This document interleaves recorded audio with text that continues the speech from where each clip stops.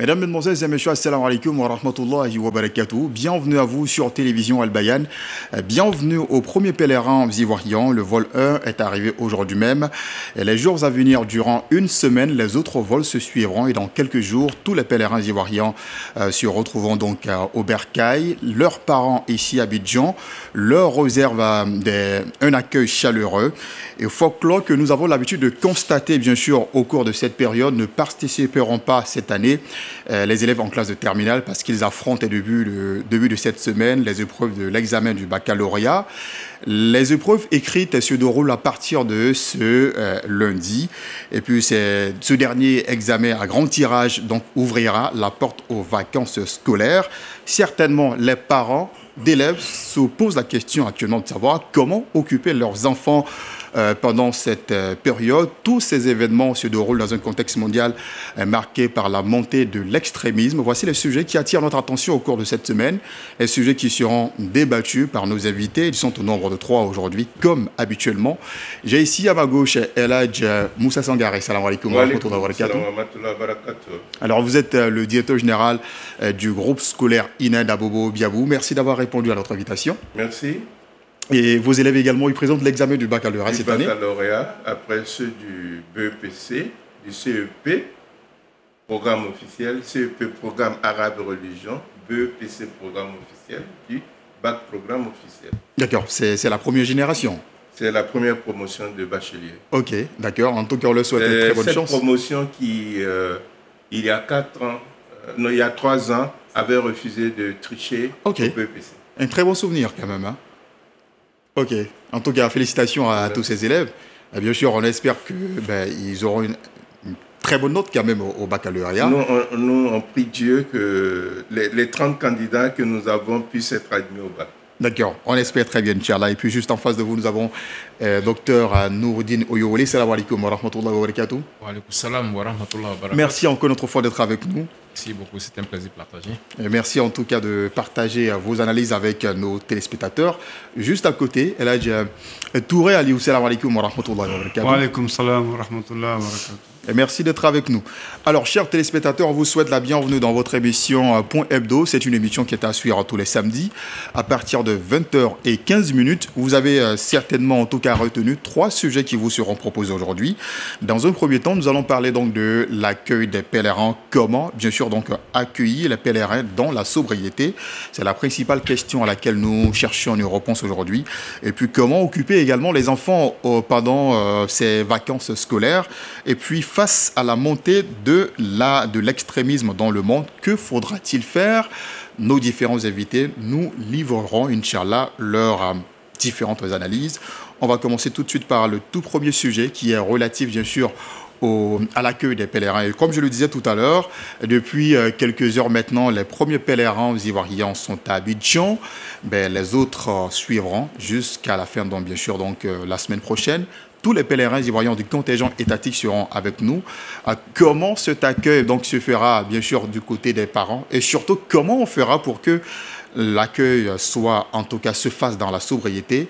Voici donc l'analyse que nous allons faire ensemble. Mais avant, on va essayer de revenir dans l'édition de l'année dernière.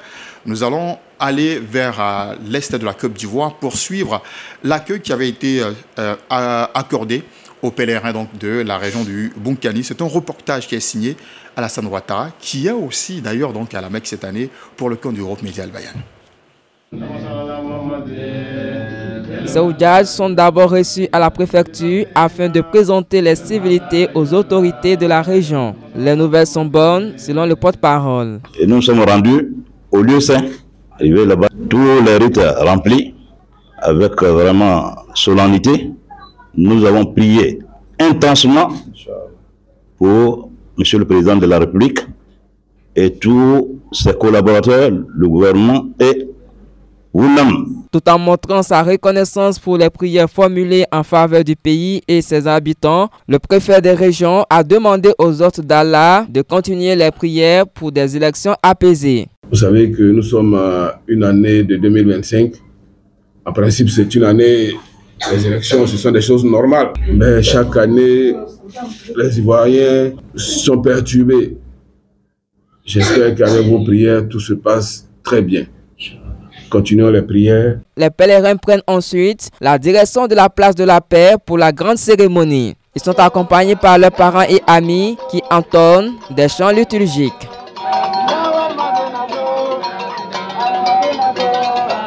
Une fois à la place de la Paix, les pèlerins font le point de leur séjour en Terre Sainte à l'assistance. Ces civilités ont été suivies de plusieurs bénédictions. Cette cérémonie s'est tenue avec l'appui financier de la ministre Nialé Kaba. Chaque fois que cette cérémonie est inscrite dans nos vies, Madame le ministre prend en charge entièrement les frais d'organisation logistique de la cérémonie d'accueil des pèlerins. Elle a répondu à un ancien appel des pèlerins qui amenait chacun d'entre eux à apporter une contribution individuelle. À la fin de la cérémonie, chaque pèlerin est raccompagné à son domicile au rythme des chants liturgiques. Une fois à domicile, Adja Hassana Sissé est satisfaite d'avoir accompli le 5e pilier de l'islam. On a donné la route aux parents, on est parti. Par la grâce de Dieu, on a tout fait, sans problème, sans maladie. On a très bien fait, on est revenu sain et sauf. Notons que cette cérémonie d'accueil à Bouna a réuni 95 pèlerins, dont 40 femmes.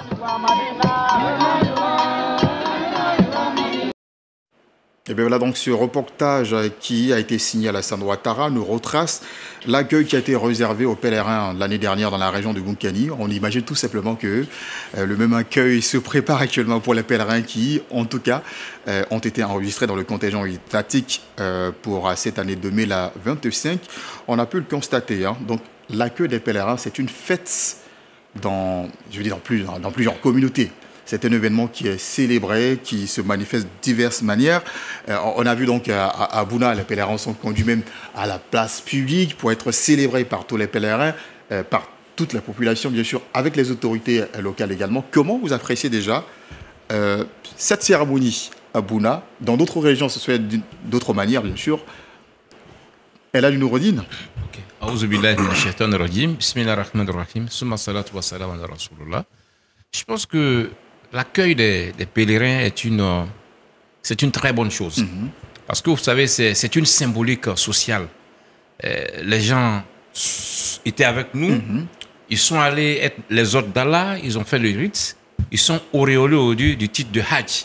C'est des personnes aujourd'hui dépouillées de tout péché qui arrivent. À la base, c'est que bon, on les accueille parce qu'on est. Vous savez, dans l'ancien temps, les gens marchaient pour partir. Et quand quelqu'un revenait, c'était souvent miraculeux. Parce qu'il y en a qui ne revenaient pas. Donc, quand un pèlerin arrive, on est heureux de l'avoir parce que c'est comme un signe de bravoure, un signe de bénédiction. Il est allé, il est revenu. C'est resté. Mais en même temps, c'est un moment pour que le pèlerin lui-même sache qu'il n'est plus la même personne qu'avant. Il rentre dans un cadre symbolique, spirituel, qui lui permet d'avoir une autre attitude dans la société. Ça, on marque cela de façon collective. Et on salue les efforts, c'est-à-dire on les célèbre. Voilà, pour qu'ils comprennent qu'aujourd'hui, ils sont dans une autre dimension.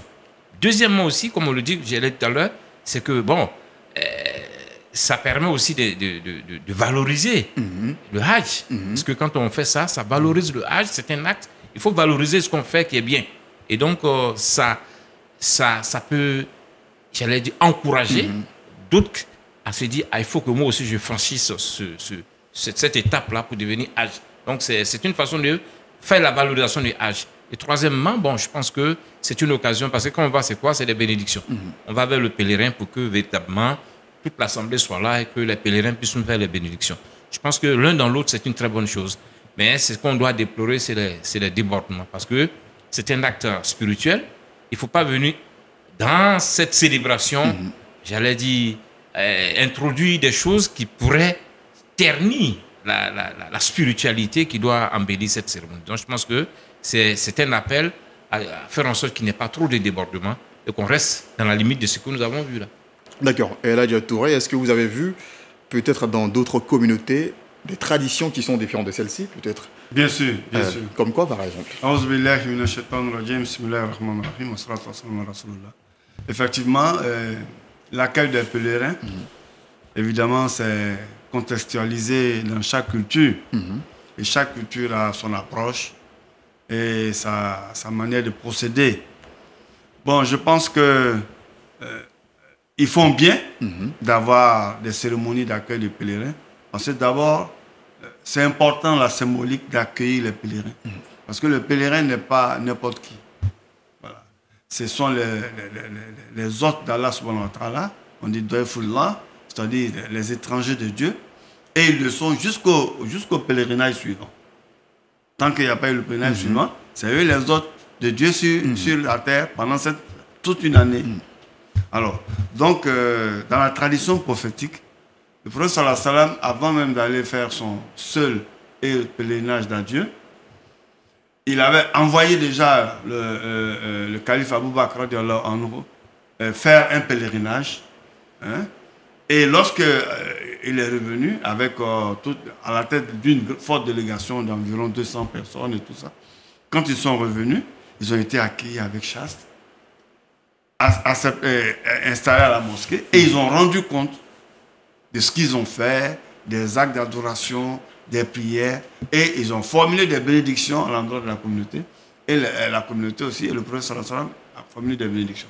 Et quand lui aussi il a fait son pèlerinage, son unique pèlerinage, c'est la même chose, il est venu là, formuler des prières, il a fait beaucoup de bénédictions, parce qu'il savait déjà que c'était presque la fin de sa vie.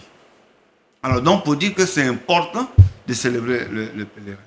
Donc, nos cultures ont le droit de choisir ce qui leur sied, mais avec, comme l'a dit tout à l'heure le docteur Nourdine, il faut éviter que ça ne tombe dans ce qui est interdit par Allah. Parce que tout ce qui est culturel, le prophète sallallahu alayhi wa sallam, ça c'est un hadith, c'est un principe islamique.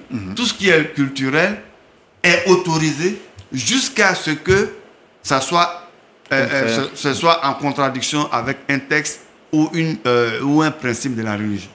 Là, dans ce cas, sinon, tout ce qui est culturel est autorisé.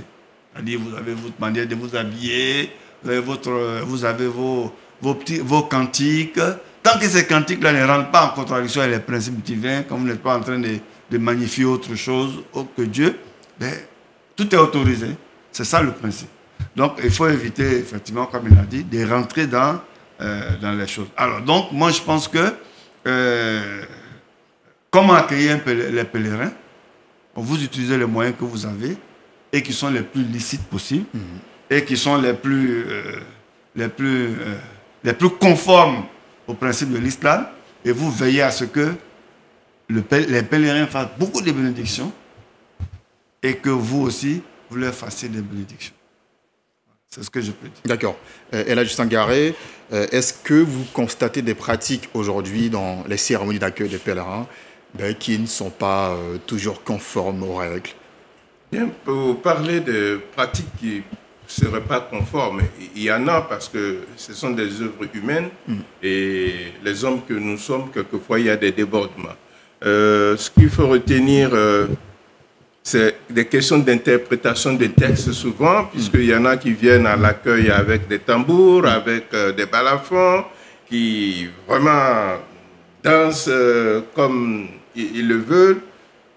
Ce sont ces éléments que le docteur et puis l'imam sont en train de relever, qui sont des choses qui sont des actes de débordement dont il faut se méfier.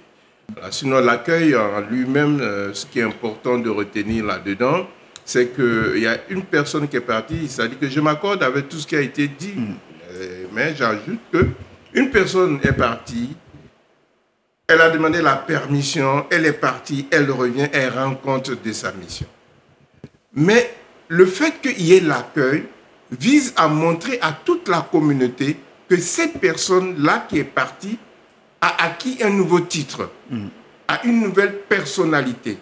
Que cette personne aussi soit consciente elle-même qu'elle a une nouvelle personnalité qui ne lui permet pas n'importe quoi. Et que tous ceux qui sont autour aussi sachent que c'est une nouvelle personnalité qui est là, dont on peut bénéficier des bénédictions, duquel on doit attendre un certain nombre de comportements. On se dit, s'il est parti au Hajj, qu'il est revenu, il y a des choses qu'il ne devait plus pouvoir faire. Donc, il y a ce regard. L'accueil vise à créer ce regard pour qu'on continue de rester ce qu'on a allé chercher à être. Donc, le Hajj qu'on a allé chercher à être, il faut le demeurer tout le temps. Parce que maintenant, quand vous allez poser un acte, on vous jugera par rapport au titre que vous avez. On va vous dire, ah, lui là même, il est Hajj et puis il fait ça. Elle là, elle est Hajja et puis elle fait ça. Vous comprenez? Donc, l'accueil est important. Il faut juste l'organiser dans un cadre religieux. Il y a des pratiques aujourd'hui que nos mosquées ont instituées justement pour dire, nous avons des frères qui sont partis, nous vous les présentons, ils vont rendre compte de leur mission et on fait des lectures de Coran pour demander les bénédictions de Dieu, pour remercier Dieu d'avoir permis à ceux-là de partir et de revenir, puisque certains sont partis et ne sont pas revenus. Priez pour ceux-là aussi et priez pour que ceux qui sont venus, leurs prières soient exaucées, mais surtout que les comportements qu'ils ont acquis, ils continuent d'adopter ce comportement-là jusqu'à la fin de leur vie. D'accord. Et justement, cet accueil dans les mosquées, on allait en venir. On a vu que c'est une cérémonie qui est très récurrente maintenant dans les mosquées. Les pèlerins sont accueillis. Ils reçoivent parfois même des diplômes de participation Hajj. Quelle est votre analyse sur cette initiative, Elhadji Nouroudine? Sinon, est-ce que vous avez voulu rebondir d'abord? Non, c'est dans la même... D'accord. Je voulais juste dire, avant toute chose, pour dire, bon, il faut éviter le gaspillage aussi. Parce que souvent, ça pèse financièrement sur les familles. Et donc, il faut aussi qu'on soit dans la sobriété la plus totale. Ce qu'on fait habituellement, c'est de préparer à manger dans la sobriété. Mais il ne faut pas vraiment... Il y en a qui rentrent, il faut que j'ai une nouvelle voiture. Avant le retour du vieux, il faut qu'on lui paye une nouvelle voiture. Il faut que je construise une nouvelle maison. Vous voyez, c'est vrai. C'est la symbolique du renouveau, une sorte de renaissance. Mais il ne faut pas que financièrement, ça pèse sur les enfants qu'on exige. Il faut que je viens de la messe, je ne vais plus prendre la même voiture. Il faut qu'il y ait une nouvelle... Il faut refaire la maison. Il faut refaire la maison. Bon, il y a ça que je pense qu'on doit sortir de ces choses-là. Et le plus important, c'est que le Hajj soit agréé. Mais probablement, comme vous avez, nous sommes des gestionnaires de communauté. Et oui, effectivement, on revient. Vous voyez, c'est un acte, on célèbre.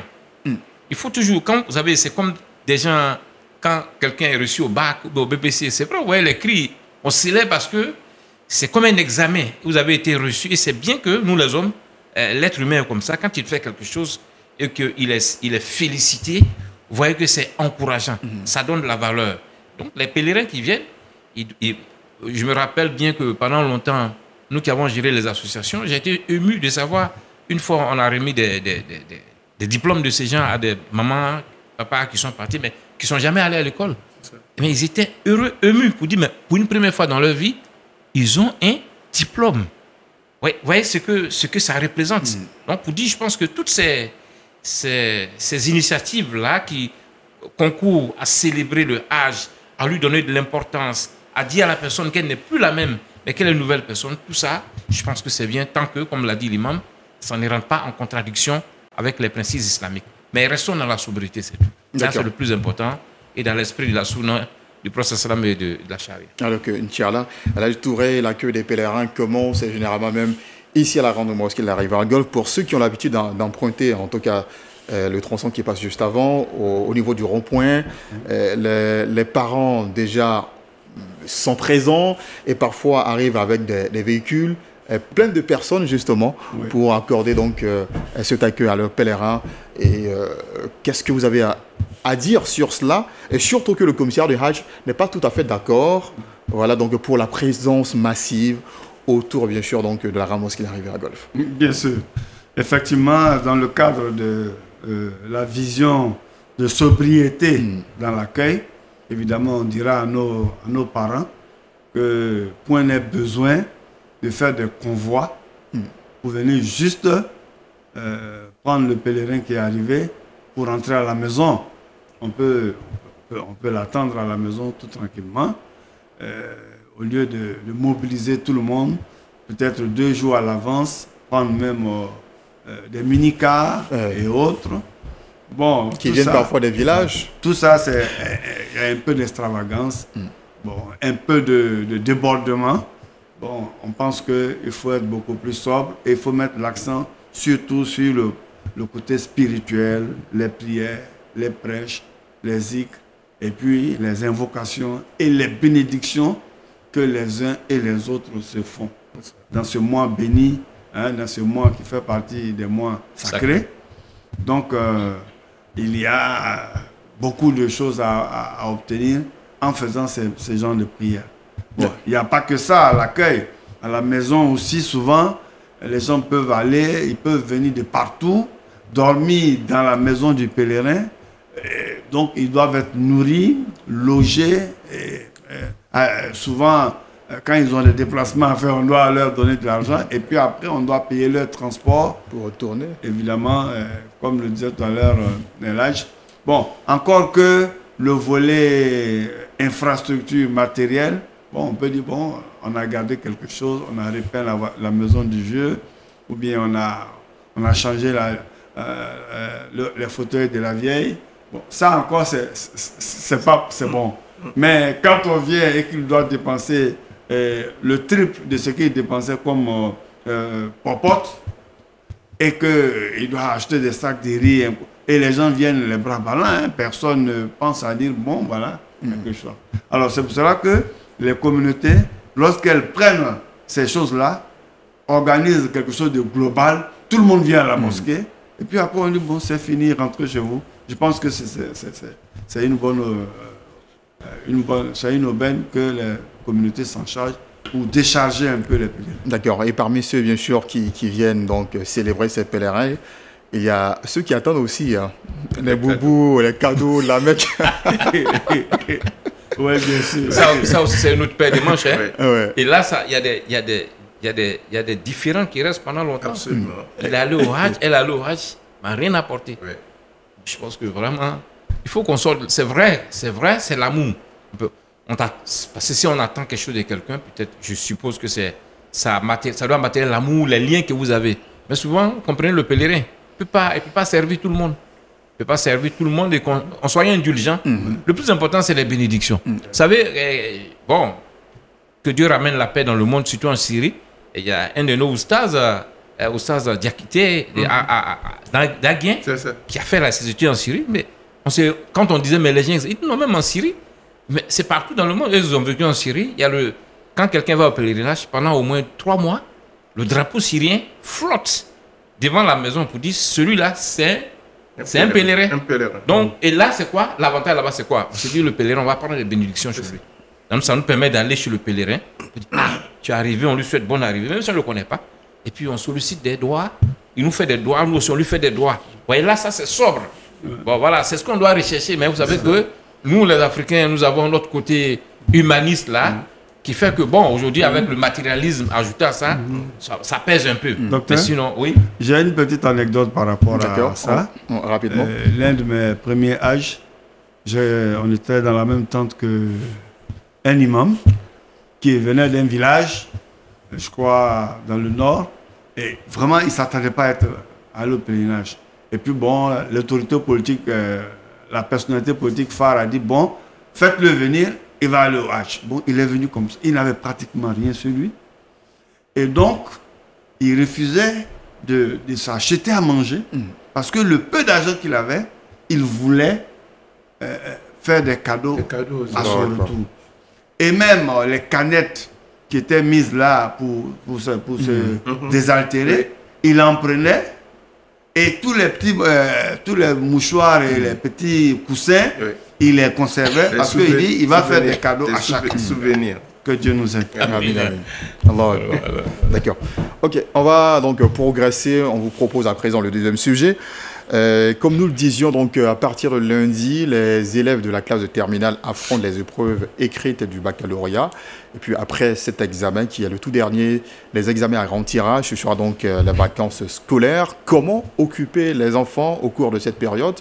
Voici la question que nous posons aujourd'hui. Avant, bien sûr, d'analyser cela, nous avons posé même la question aux enfants eux-mêmes. Comment voudraient-ils occuper leurs vacances scolaires?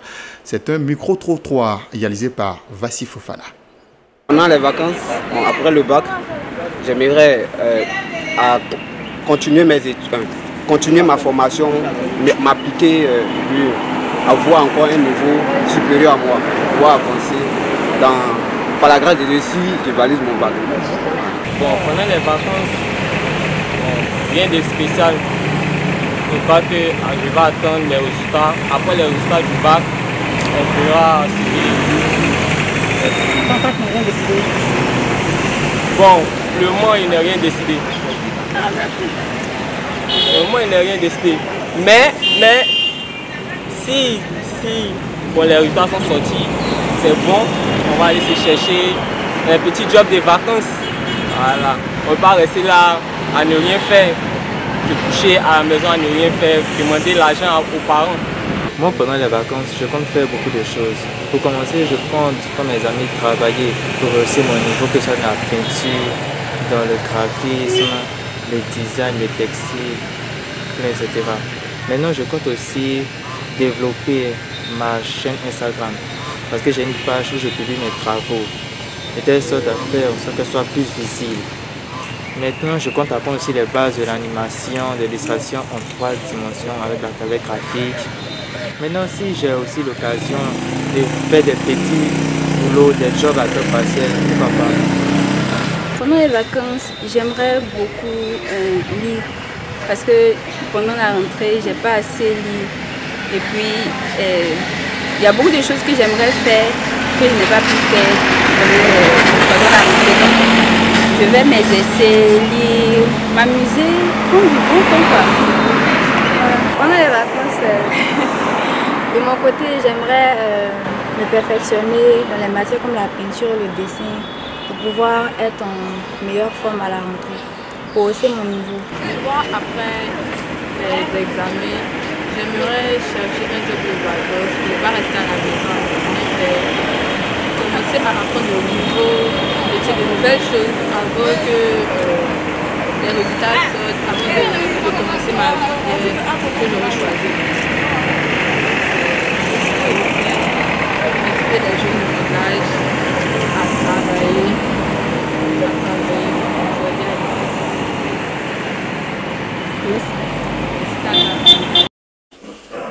Et bien voilà, voici donc l'avis des élèves sur l'occupation de leurs propres vacances. Nombreux parmi eux prévoient déjà des activités au cours de cette période pour le mettre à profit, bien sûr, et être prêts pour la nouvelle année scolaire. Alors, est-ce que quand vous entendez les enfants dire ça, je vais apprendre, je vais lire, je vais faire des métiers, est-ce que vous y croyez? Tourne ta pour tout le monde. Oui, mais pourquoi ne pas y croire? Je ne pense pas qu'ils le disent seulement parce que, bon, ils sont devant une caméra, mais je pense que certains ont bien envie de le faire. Même s'il est vrai que, d'une manière générale, si vous n'organisez pas les vacances d'un enfant, ils ne sont pas suffisamment rigoureux eux-mêmes pour s'imposer un programme. Voilà. Le plus important pendant les vacances, c'est le repos. Les vacances, c'est fait pour se reposer. Mais ça veut dire quoi? Quand on dit c'est fait pour se reposer, ça veut dire qu'on ne reproduit pas l'emploi du temps de l'année scolaire. Mais il y a un emploi du temps maintenant de vacances qui prévoit des périodes vides et qui prévoit aussi des périodes d'occupation. Et c'est dans ces périodes d'occupation, vous avez des occupations qui s'imposent à l'enfant parce que, par exemple, ses parents exercent un métier. On estime que pendant ces vacances, l'enfant peut aller auprès de son parent pour continuer à apprendre ce métier. Il y a aussi l'occupation qu'on peut créer chez l'enfant en lui permettant d'avoir un emploi du temps qui lui permette non pas de réviser le programme, parce que le premier mois des vacances, en général, moi je conseille aux parents d'élèves, il faut faire complètement le vide. Et il faut laisser l'enfant faire complètement le vide. Le papier de l'école, il faut le laisser complètement tomber. Le premier mois. Le mois suivant, il a toujours contact avec la lecture. C'est-à-dire il institue un programme de lecture. Ce programme de lecture doit prendre en compte 2 dimensions, la lecture religieuse et puis la lecture ludique. Les 2 dimensions doivent être bien organisées de telle sorte que l'enfant puisse les faire de façon correcte. Et puis maintenant, lorsqu'on arrive à un mois avant la rentrée scolaire, tout ce qu'on faisait comme activité donc, de lecture et tout, on continue. Mais en plus de cela, on commence à réviser certaines disciplines qui sont des prérequis de la classe suivante. C'est pour cette raison que vous constatez qu'à la veille de la rentrée, certaines personnes organisent le cours de vacances. Mais d'un point de vue strictement pédagogique, les cours de vacances sont déconseillés. C'est fait pour des enfants qui ont des difficultés et qui veulent anticiper sur un programme. Si c'est bien fait, dans ce sens-là, il ne faut pas que ça prenne tout le temps de vacances des jeunes gens. Alors, dans les activités qu'on va créer pour l'enfant, il y a aussi ce qu'on appelait les soft skills, c'est-à-dire apprendre un certain nombre de compétences à l'enfant qui n'ont rien à voir avec ce qu'il a l'habitude d'apprendre à l'école. On peut l'inscrire à un cours d'informatique, on peut l'inscrire à un cours d'anglais pour faire un renforcement en anglais, mais de façon ludique. Il ne faut pas que ce soit encore dans le cadre formel de l'enseignement qu'on fait. Donc les vacances, c'est fait pour se reposer. Alors quand les jeunes gens le disent, je pense qu'ils en ont l'intention. Seulement, maintenant, il faut l'accompagnement des parents pour qu'ils arrivent à le faire.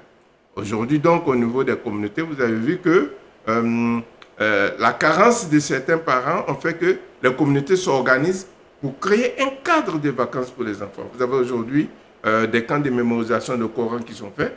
Au cours desquels camps, vous avez des activités ludiques, vous avez des activités d'approfondissement en lecture, dans les programmes, en calcul, et tout ça, pour permettre aux enfants d'être toujours en contact avec l'école, de ne pas tout lâcher avant la rentrée prochaine. D'accord. Et là, le Nouroudine? Bien, je pense qu'en ajout de tout ce qui a été dit par Elhadj Sangaré, je pense qu'il y a aussi le voyage. C'est ça. Je me dis aussi, c'est-à-dire quand on dit qu'il faut faire le vide, il y a la possibilité de voyager. Pour permettre, voilà, d'échanger de cadre. Vous voyez, quand je dis voyager, ce n'est pas forcément hors du pays. Parce qu'aussi, il y a un peu de snobisme dans cette affaire. Oui, bon, les enfants sont ici, non. C'est vraiment des voyages qui soient constructifs. Et c'est peut-être l'occasion d'aller auprès des parents, des grands-parents, pour se réapproprier notre culture, notre façon de vivre, nos réalités. Parce que souvent aussi, nos enfants, bon, Abidjan, quand tu leur dis, voilà les conditions dans lesquelles j'ai vécu, peut-être ils n'y croient pas. Quand ils vont aussi auprès des grands-parents, c'est vrai, on ne dit pas de leur replonger dans des difficultés que nous avons connues, mais ils vont constater la réalité. Ils vont connaître les grands-parents, les cousins et autres là-bas, savoir ils viennent d'une grande famille. Voilà, ceux aussi qui ont la possibilité de faire d'autres voyages d'études et autres là-bas, tout ça, c'est bien. Mais là, il y a un point sur lequel je voulais insister. Par exemple, les parents qui sont comme des artisans, ou bien qui ont des professions libérales. Mais c'est l'occasion de vraiment de faire en sorte que les enfants puissent prendre goût à votre travail. Vous voyez, par exemple, je donne par exemple quelqu'un qui est opticien, quelqu'un qui est mécanicien, quelqu'un... En tout cas, il faut que l'enfant vienne. Okay. Il va passer les vacances. C'est-à-dire, comme on l'a dit, peut-être que jusque dans la demi-journée, jusqu'à 14h, il est avec vous, il apprend, il voit comment les parents... Ça peut lui donner le goût, parce que quand vous avez un travail libéral, l'autre souhait, c'est que c'est un fonds de commerce qui doit être repris plus tard par un de vos enfants. Peut-être en venant, les enfants vont prendre goût à ce métier, et puis s'orienter. Et ça, déjà, je pense que c'est une très bonne chose. Donc, il ne faut pas laisser les enfants à la maison alors que vous avez une profession libérale. Il faut qu'ils vous accompagnent. Et ça va leur permettre de comprendre ce que vous faites et de prendre goût à cela aussi. Donc, voilà. Et puis, bon, comme on l'a dit, c'est aussi, on a nos séminaires islamiques. Voilà, il faut compléter l'éducation de nos enfants avec une solide éducation religieuse. Donc, on a nos différents séminaires. Il faut permettre aux enfants d'aller dans ces camps. Parce que participer à ces camps, ça construit l'enfant. Ça leur permet de se socialiser, d'avoir une certaine indépendance de prise en charge. Pendant une semaine, 10 jours, les pères ou parents, vous prenez en charge, vous êtes avec les autres. Et ça construit l'identité de l'enfant. Ça lui permet vraiment de tester et de se faire confiance. Il dit, je peux m'éloigner de mes parents et puis me prendre en charge. Donc, en plus, ils reçoivent une éducation islamique. D'accord. Elhadj Touré, dans ce micro-trottoir à tous, on a constaté que les enfants ont de la volonté, ils ont des intentions, ils ont déjà des programmes, même si certains ne savent toujours pas ce qu'ils doivent faire. Mais la réalité est que ce programme, peut-être qui est conçu personnellement par l'élève, n'est pas toujours mis en exécution. Tout à fait. Est-ce que cela veut dire que les parents ne sont pas forcément soucieux des vacances des enfants, comment ils pourront bien sûr passer cette période? Non, pas forcément, Elhadj Yacoub. Parce que quel que soit le désir de l'enfant, tel qu'on l'a vu tout à l'heure, les vacances d'un enfant sont liées aux conditions socio-culturelles de vie de ses parents. Okay. Ce sont les parents qui, de par les conditions dans lesquelles ils sont, amènent à créer donc les conditions pour que les vacances se passent de cette manière ou d'une autre manière. Okay. Voilà. Imaginez un parent qui a quand même des ressources limitées et qui fait un travail libéral. ben, il aura tendance à amener ses enfants à aller travailler avec lui pour l'aider à augmenter les revenus de la famille. Bon, il y en a qui demandent même carrément à l'enfant de faire quelque chose à côté pour préparer sa propre rentrée scolaire. Voilà, ça ce sont les choses. Bon, mais si vous avez un parent qui est aisé et qui se rend compte que son enfant n'est pas trop porté sur les questions de la prière ou autre, bon, il va l'orienter, il aura tendance à l'orienter vers nos séminaires islamiques et tout ça. C'est pour cela que tout à l'heure, quand le directeur était en train de donner des conseils aux parents, j'ai dit oui, c'est dans ce sens que je voudrais qu'on aille. C'est-à-dire dire aux parents que, bon, vous n'êtes pas obligés de faire des vacances à vos enfants qui soient des vacances de rêve. Parce que là, on voit, il faut aller, il y a des je sais pas moi, des colonies de vacances spéciales à San Pedro et autres, ou bien même on dit à la Mecque maintenant. Bon, vous voyez, bon, c'est bien, mais tout le monde ne peut pas y aller. Donc si toi tu es parent, il ne faut pas te forcer à tout faire pour envoyer ton enfant là-bas. Non, tu as d'autres manières. Par exemple, on a dit aller au village, faire la connaissance, raffermir la fraternité, la connaissance sociale de sa propre culture et tout ça. Donc, mais c'est en fonction d'un plan et de ce qu'on observe au niveau de l'enfant qu'on peut l'orienter ici ou là. Maintenant, évidemment, tout ça doit être accompagné par un petit programme pour qu'il ne relâche pas totalement et qu'il sache qu'il est un élève qui va retourner bientôt en classe et il n'est pas seulement quelqu'un qui fait ce qu'il veut. D'accord. Il y a un point qui a été soulevé qui est très important, la participation justement des enfants aux activités de leurs parents. Cela n'est pas toujours bien vu par tout le monde parce que parfois on a l'impression que ce sont les enfants qui remplacent totalement leurs parents à leurs activités. Comment vous appréciez cela? Bien, écoutez, ce sont des débats d'aujourd'hui, hein, mais il est clair que le métier, il s'apprend. C'est-à-dire que l'enfant qui est auprès de son parent, de son père ou de sa mère, ce qu'on lui demande, c'est d'apprendre le métier. Et apprendre le métier à ses règles. On ne lui demande pas d'être lui-même le producteur. Mais dans notre contexte africain, ce que ton père fait, tu peux faire la même chose. Je prends mon exemple. Moi, mon père était commerçant. Mais pendant les vacances, nous, on faisait du commerce.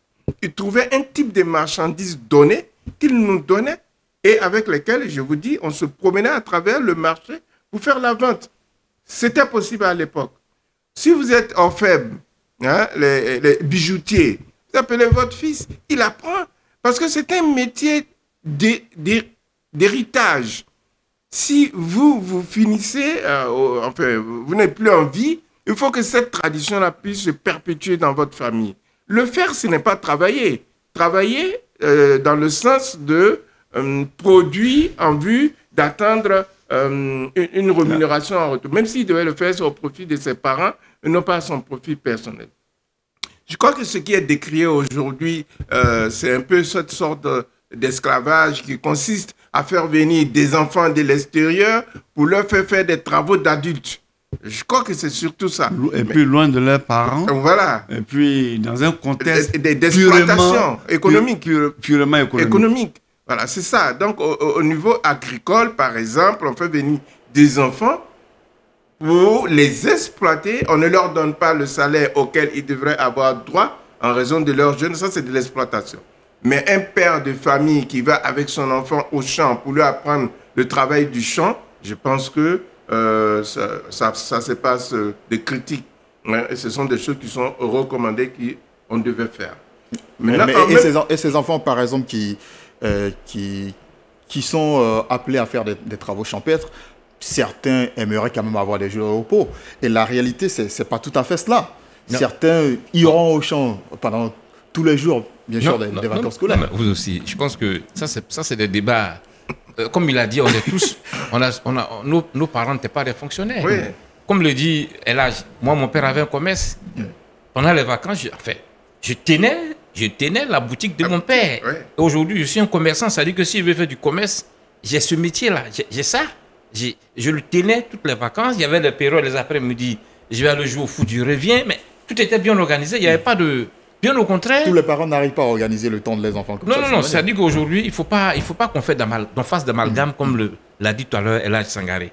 Il y a la traite des enfants. Ça, c'est une autre question. Comme on l'a dit, des enfants qui viennent de l'extérieur, loin de leurs parents, qui sont assujettis à faire des travaux champêtres difficiles et qui ne sont pas rémunérés à la hauteur. Ça, c'est un autre cas. Mais là, vous savez que demain, on le dit, mais demain, c'est les métiers qui vont porter. Si vous avez la chance, je donne une anecdote. J'ai un de mes amis aujourd'hui qui est fonctionnaire en Angleterre. Il a fait des études de médecine ici, ça n'a pas marché. Et puis bon, dans les années 90, il allait en Angleterre. Mais quand il arrive, qu'est-ce qu'il sait faire? Il ne sait rien faire. Mais Dieu merci, son père était un couturier, il fait de la broderie. Et comme nos parents ils étaient exigeants, mais il était toujours le vieux, ainsi de suite. On allait à l'école coranique, il venait. Et le premier job qu'il trouve, c'est dans un atelier. Puisque déjà, il sait faire la boutonnière, ainsi de suite. C'est ça qui lui permet de s'intégrer et de commencer une vie là-bas. Où il régularise sa situation et il repart à l'école maintenant pour devenir fonctionnaire en Angleterre aujourd'hui. Vous voyez un peu? Donc, aujourd'hui, il n'y a pas de honte à faire en sorte que quand on a un métier, il faut faire en sorte qu'au moins, vraiment, parmi les enfants, quelqu'un hérite de ce métier familial. Et l'avenir appartient au métier, pas les diplômes. Aujourd'hui, même les gens de Harvard ont parfois des problèmes à avoir des stages. Mais si vous êtes, vous faites la chaudronnerie, vous faites du froid et autres là-bas, à tout moment, vous avez du travail. Donc, le métier doit être valorisé et non vu comme, j'allais dire, une situation blessante pour les enfants. D'accord. Des prises de parole sur ce sujet rapidement à vous. Vous le disiez tout à l'heure que les cours pendant les vacances scolaires ne sont pas toujours conseillés. Les cours de vacances. C'est-à-dire faire travailler l'enfant pendant les vacances comme s'il était encore à l'école. Ça, c'est déconseillé. Voilà. Ce qui est conseillé, c'est de faire des révisions à mi-temps. C'est-à-dire entre plusieurs activités. Il ne faut pas que ce soit l'activité principale. Vous savez, le fait que l'enfant se repose, ça lui permet de ranger son savoir. C'est vraiment la machine que Dieu nous a donnée. Le fait de vous reposer, ça vous permet de ranger tout ce que vous avez appris, de les ordonner dans votre esprit en vue d'une meilleure utilisation. On n'a pas conscience, mais c'est comme ça que le cerveau fonctionne. Donc, à un moment donné, on fait des révisions. On attaque des nouveaux programmes, mais de façon soft, de telle sorte que ce ne soit pas des contraintes sur l'enfant. De sorte juste à lui ouvrir l'esprit sur ce qu'il va voir l'année suivante. D'accord. Alors, je profite pour dire qu'il y a des faux amis, au propre comme au figuré, pendant les vacances. Des faux amis, au propre comme au figuré. C'est-à-dire des individus qui sont des faux amis, donc des mauvaises fréquentations qui vont amener nos enfants à faire ci ou ça. Mais en même temps, il y a des compagnonnages aussi qui ne sont pas du tout bons pour nos enfants pendant les vacances. Au nombre de ceux-là, vous avez la télévision. Au nombre de ceux-là, vous avez aujourd'hui nos téléphones. Ce sont des faux amis. Et les mauvaises fréquentations avec les jeunes gens peuvent amener vers les stupéfiants. Aujourd'hui, ils avaient de nombreux élèves qui touchent à la drogue pendant les vacances et qui reviennent à l'école avec ces nouvelles habitudes. Donc, il y a un encadrement qu'on doit pouvoir faire. Notamment, le parent doit pouvoir créer le dialogue et la communication avec ses enfants pendant les vacances, de sorte que, revenu le soir ou le matin avant de partir, il puisse créer un moment de contact avec les enfants, où il échange avec eux pour comprendre qui vous avez rencontré aujourd'hui, qui est venu vous voir, qu'est-ce que vous avez fait aujourd'hui, et ainsi de suite. Il marche avec qui? Elle marche avec qui? Pendant les vacances, il y a beaucoup de faux amis auxquels il faut faire attention. D'accord, merci beaucoup. Et nous allons maintenant marquer une pause avant d'entamer le troisième et dernier sujet du jour. La boutique Al-Bayan vous propose des produits divers à usage quotidien à des prix raisonnables rien que pour vous. Des sacs, des thermos, des gourdes, des parapluies, des joggings, mais pas que. Vous avez également le nécessaire pour accomplir vos prières avec nos voiles pour maman et jeunes filles, des tapis, des hygromètres et bien d'autres. Alors qu'attendez-vous? À chacun son produit estampillé Al-Bayan. Contactez-nous vite au 01 71 14 79 39 ou au 01 72 89 91 51 ou le 05 56 84 75 52. Télévision Al-Bayan, la chaîne de l'islam éternel pour l'éternité. Merci de votre fidélité à Télévision Al Bayan. Vous êtes dans votre émission Point Hebdo, émission à suivre tous les samedis à partir de 20h15, émission qui vous permet de mieux comprendre l'actualité nationale et internationale. Nous abordons maintenant le tout dernier sujet qui nous amène hors des frontières de la Côte d'Ivoire. Le monde face à la montée de l'extrémisme, que faudra-t-il faire? Voici la question principale que nous allons poser à nos différents invités aujourd'hui. La première question justement que je m'en vais vous poser, c'est de savoir, est-ce que vous constatez aujourd'hui des actes qui, bien sûr, qui sont en rapport avec l'extrémisme? Sinon, quels sont les actes qui attirent votre attention aujourd'hui? Je commence par vous, Eladj. Oui, il faut, quand vous observez l'actualité internationale aujourd'hui, on prend un pays, par exemple, comme la France. Regardez que c'est le langage politique. C'est un langage de l'extrême droite qui fait en sorte que les musulmans sont vus comme une menace. Les immigrés sont vus comme une menace. La France, qui était un pays d'intégration, un pays du juste milieu, un pays dont la diplomatie prônait la paix à travers le monde, aujourd'hui, c'est un pays où les gens ont peur, les musulmans ont peur. Vous voyez, après l'assassinat de notre frère malien, Rahimullah, il y a un Tunisien qui a été assassiné. C'est ce qu'on voyait, on ne voyait pas ça en France. Mais tout ça se dit à quoi? C'est le langage des hommes politiques qui aujourd'hui devient un langage qui effraie les gens, qui encourage l'extrémisme. On va aller aux États-Unis. Regardez ce pays des droits de l'homme. Aujourd'hui, regardez à travers le pays, il y a des manifestations. Dieu merci, j'allais dire, il faut le dire, contre. Pendant longtemps, les gens étaient abasourdis par les mesures prises par l'actuel président américain. Mais aujourd'hui, vous avez partout en Amérique, aujourd'hui, les gens marchent. Les gens ont le courage. Et ça, c'est l'avantage de la démocratie. La démocratie permet de dire à un dirigeant, non, on n'est pas d'accord, le peuple. Tu as le pouvoir, mais c'est le peuple qui a le pouvoir. Et ce que tu es en train de faire, on n'est pas d'accord. Donc, à travers l'Amérique aujourd'hui, il y a des marches contre la situation. Parce que le président américain traite les immigrés des personnes étrangères qui ont envahi son pays. Vous voyez, ça, c'est un langage extrémiste. Si on bascule, je pense que les autres auront l'occasion de... On bascule dans le Moyen-Orient, là, c'est l'extrême des extrémismes. Ce qu'on voit à Gaza, on voit même un pays, l'Israël, qui se lève, qui bombarde un autre pays souverain sous prétexte que c'est de façon préventive. Vous vous imaginez?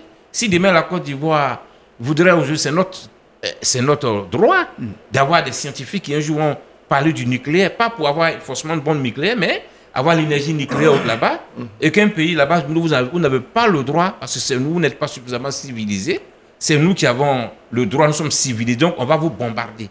Et on va tuer même vos scientifiques. Donc, ce genre d'extrémisme font peur, parce que, à la rigueur, s'il n'y a pas, si nous ne réagissons pas, nous les populations, dans nos différents pays, et qu'il n'y a pas de limites à ces personnes-là, mais elles peuvent conduire à une guerre mondiale. Et ça nous reproduit ce qui s'est passé avant la Deuxième Guerre mondiale en Europe, où le nazisme, le fascisme, j'allais dire plutôt, a pris de l'ampleur dans les pays comme l'Italie, l'Allemagne et autres là-bas, et qui a poussé finalement à avoir des affrontements qui ont créé l'étincelle qui a créé la Deuxième Guerre mondiale. Donc, aujourd'hui, il y a de quoi avoir peur. Il y a donc les extrêmes sont en train de s'imposer face aux gens du juste milieu.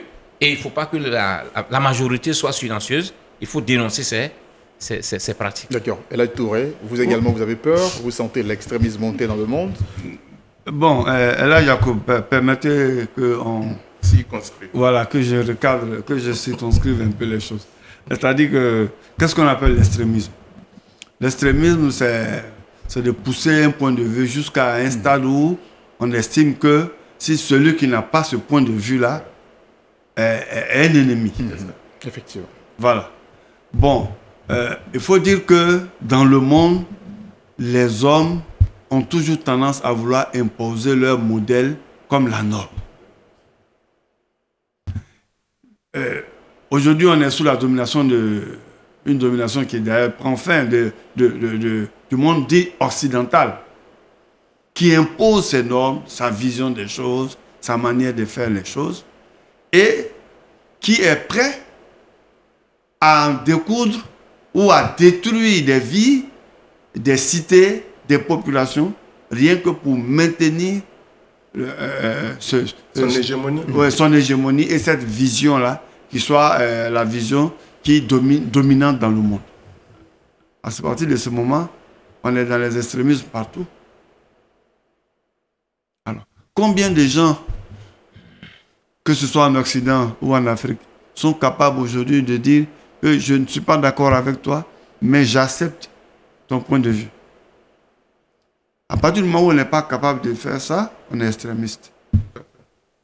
Alors, de là à prendre, à vouloir accuser les musulmans et tout ça, bon, tout ça, ce sont des stratégies. Ce sont des stratégies. Sinon, le véritable extrémisme actuellement se trouve en Occident. Le docteur a donné le cas de la France, des États-Unis. Moi, je donnerai le cas d'Israël. L'État d'Israël aujourd'hui se comporte comme le vrai terroriste.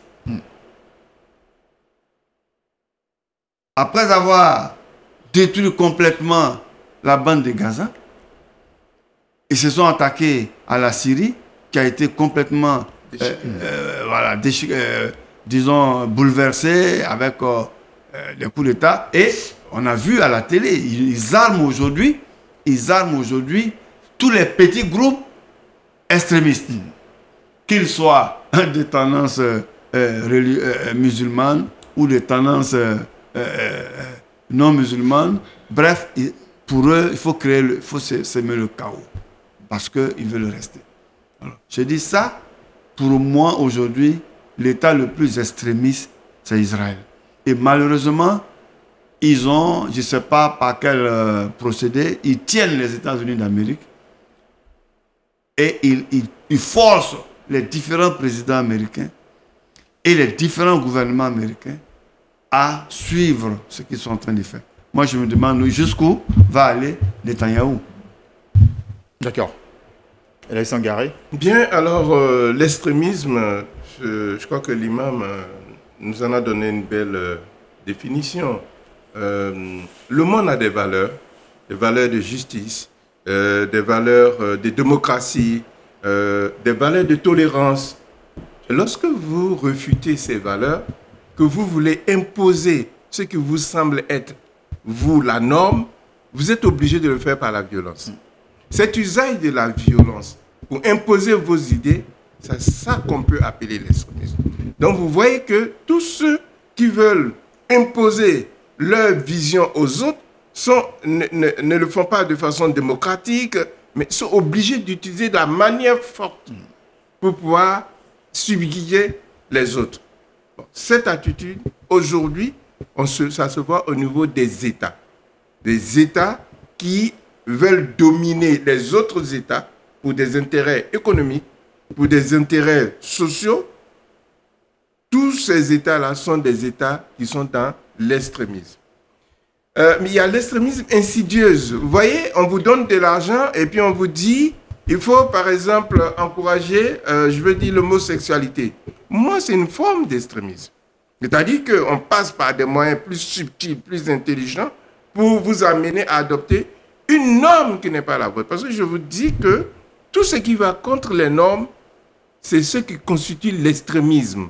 Parce que l'extrémisme, c'est de rester dans le juste milieu. C'est de rester dans la compréhension, dans la tolérance. Or, nous voyons aujourd'hui que de nombreux États, au niveau politique, veulent asseoir leur domination. Il est vrai qu'il y a des causes à cela. C'est vrai que les injustices, quelquefois, amènent même des minorités à devenir extrémistes, à refuser tout compromis et à utiliser la violence pour se faire comprendre. Mais c'est dû au fait que ces minorités-là se trouvent dans des situations de frustration, dans des situations de domination qu'ils ne peuvent pas continuer de subir. Est-ce qu'on peut dire aujourd'hui que les Palestiniens qui se défendent sont des populations extrémistes? Est-ce que ce n'est pas parce que devant eux, on a refusé leurs droits qu'ils sont obligés de se défendre? Parce que, pour revenir à cette histoire, ça ne date pas d'aujourd'hui. Voilà une population qui vivait paisiblement en un endroit, qui est venue être attaquée par un autre État et qui veut les dominer, les faire disparaître complètement du globe, avec l'appui d'autres États qui leur demandent carrément de quitter cet endroit parce qu'ils pensent que l'Israël doit pouvoir se développer normalement dans cet environnement et que les Arabes peuvent se faire voir ailleurs. D'accord. En 30 secondes. Non, moi je voulais dire que c'est surtout, il faut ajouter, aujourd'hui l'extrémisme qui prend le pas, c'est l'extrême droite. Ok. Voilà. Parce que aussi il y a les extrémistes, il y a les extrémistes de la gauche. Voilà. Pendant longtemps on a connu les extrêmes, la gauche radicale. Voilà. Bon, aujourd'hui c'est l'extrême droite. Et l'extrême droite a pour ennemi généralement, j'allais dire, les immigrés, les gens qui ne sont pas comme eux, parce que c'est les conservateurs, ainsi de suite. Et ça, aujourd'hui, le trompisme, j'allais dire, est l'étendard même de l'extrémisme. Vous allez voir que tout récemment en Pologne, par exemple, celui qui s'y réclamait de l'extrême droite a pris Trump comme son modèle. Et comme les Polonais sont de nature, c'est des gens très religieux là-bas, ben, je pense qu'ils n'ont pas suivi.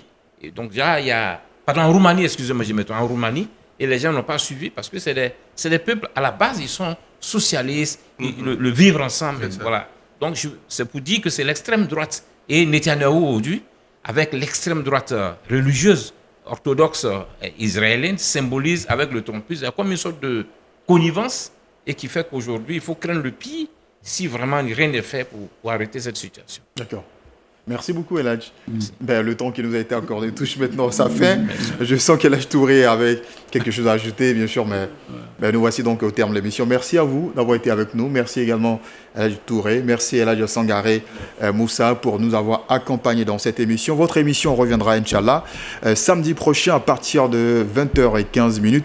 Encore une autre fois, on souhaite la bienvenue à nos pèlerins. Et donc ce dimanche, donc, les vols continueront à venir jusqu'à la fin donc, de la nouvelle semaine.